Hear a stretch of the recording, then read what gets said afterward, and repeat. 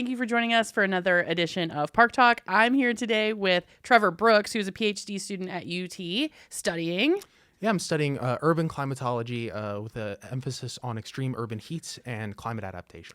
So for those of us who are not PhD students, and like, can you break that down for me? Like, what do you do? Like, what's the study? Yeah. So this particular study is, there's something called the urban heat island effect.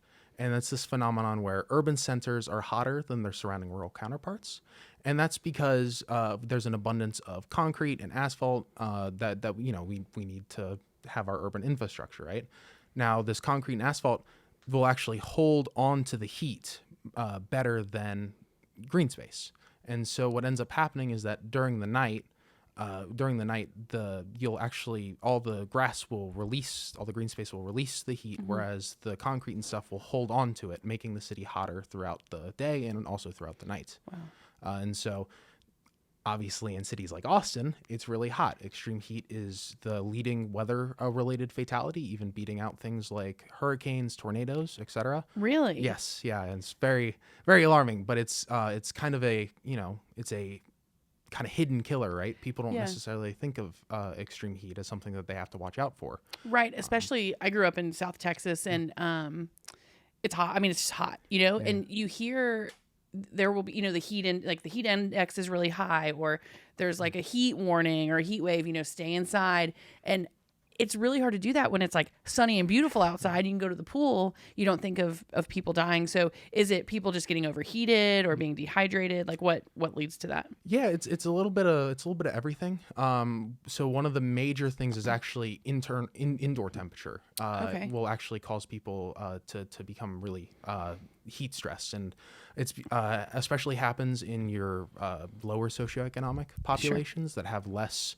Their buildings tend to be older and less efficiently designed to handle the heat, and so they can't necessarily afford things like AC to help cool themselves down. And so what ends up happening is they just cook inside their house, and especially if it's really hot at night, they don't get to have that relief of the cooling to help them recover at night. And so it's kind of this overloading of heat stress that kind of helps accumulate. But the other kind of more sensitive populations are those like outdoor workers who obviously are doing high strenuous tasks outside, and that tends to have an overload of heat stress on their bodies, and they also tend to be people that are really sensitive as well.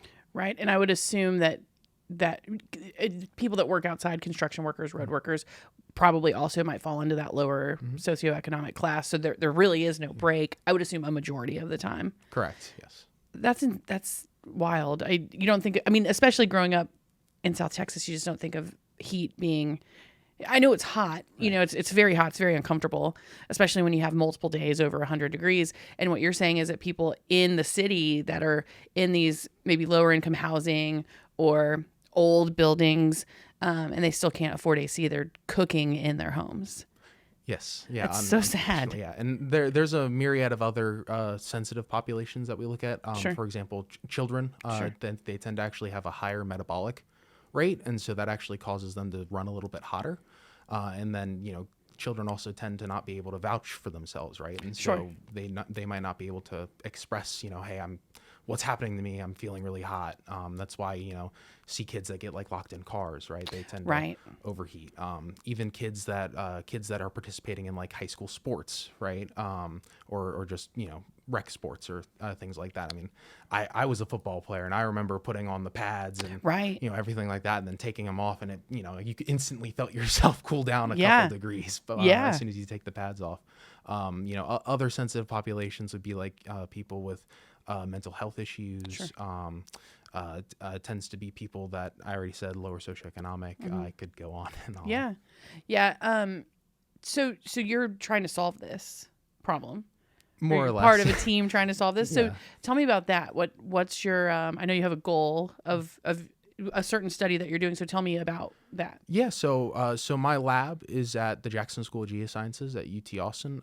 We are specifically part of something called the UT City Climate Collab, which is this first in the world that we know relationship between the city of Austin, UT, and then community members, where it's basically allows us to better work with each other. And so I've been able to work with Mark Couder, for example, who works at the city of Austin. He's amazing. He kind of helps run a lot of the sustainability and resilience efforts in Austin, as well as Zach Balmer as well. And I'm my lab specifically, as I said, the Texas lab, we are an extreme weather focused lab. So we have a couple of different branches, one being extreme heat, one being extreme precipitation, the other being hurricanes. And we've done a bunch of different work, but all kind of oriented towards urban resilience and sustainability. How many tornadoes have you chased? me none. Okay. But I know some people that have done some of that really cool stuff. The weather just is so incredible. And we have no control over it. So, but what we do have control over is something that you're doing. So you're talking about ways to cool a city down. Can you tell me about that? Yeah. So the cities have really tended to emphasize two main strategies in how they're trying to cool down the city. The first one being increasing the amount of green space, right? So things like trees, grasses, et cetera, they help cool down the city by providing shade, evapotranspiration, et cetera. And that's really great, and cities should be investing in that, but it doesn't work everywhere all the time, right?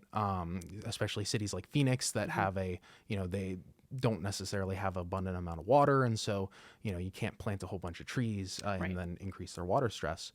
So then the other option tends to be an investment in something called gray infrastructure, and these are things like cool roofs, cool roads. And these are umbrella terms for a myriad of different strategies. But specifically what we're looking at is something called reflective pavement. Okay. And so the city of Austin has laid down about 6.4 lane miles of reflective pavement down in a neighborhood called the Reserves at McKinney Falls, which is really close to where we are right now. Yeah. And basically how this pavement works is it tries to increase the reflectivity of the road. And so how, explaining the urban heat island, the pavements will absorb the solar radiation and hold on to it. And so the idea behind this is it's just reflecting that radiation out at a higher rate, so it's not kind of getting into the system in the first place to then reemit it and keep the city hotter. Nice. It's like it's almost like a thermos, right? Like it's just like the heat's coming in, it's just being held and not really cooling off unless you give it a reason to. I don't know if that makes sense or not, but that's how I was thinking about it. So is it kind of like, and this might be a really dumb question, but is it kind of like back in the day when ladies would like tan with the reflective thing, because it's like reflecting the sun back up?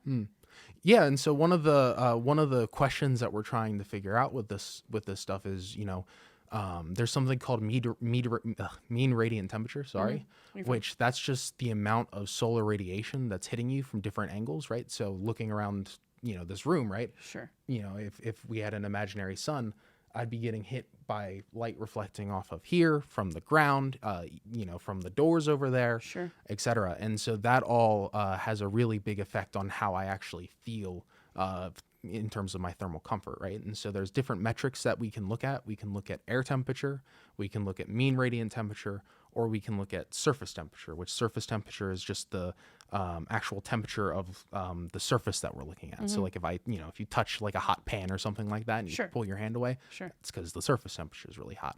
And all three of those have different kind of metrics of how we actually feel. And mean radiant temperature is something that we're looking at right now, because if the mean radiant temperature increases because you're getting hit by more solar radiation from the bottom, you might actually feel hotter. So that's something that we're kind of teasing out as part of this study. Right.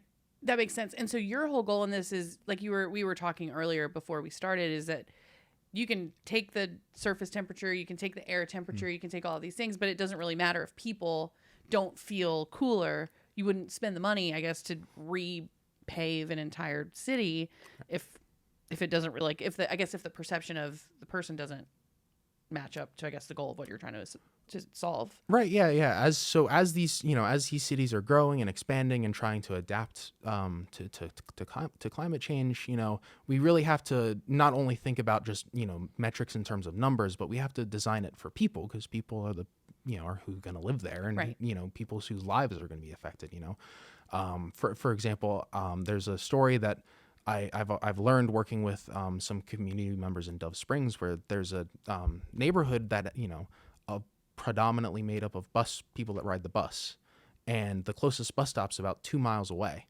and the road to get to the bus stop, no trees or anything, and so you have people walking 2 miles with just sun bearing down on them, and you have mothers passing out on the side of the road trying to carry groceries. Oh, no. Right? And so if we're trying to design cities without a people oriented focus, we're going to run into issues like this in the future. And even if we're trying to do something good, right, if it's not oriented around people, you might have, negative externalities that can actually negatively affect people's lives, even if the intention is good. Sure.